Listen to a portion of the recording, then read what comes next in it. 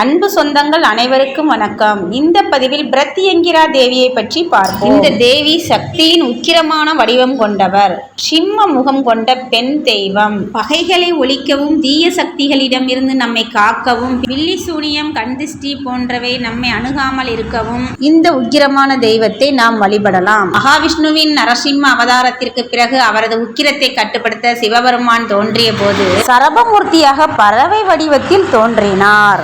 சரபமூர்த்தியுடன் இணைந்த சக்தியாக பிரத்யங்கிரா தேவி உருவானார். அவரே உலகை காக்க நரசிம்மரின் கோபத்தையும் தணித்தார். இந்த தேவி சிம்ம முகம் பெண் உடல் கொண்டவர்.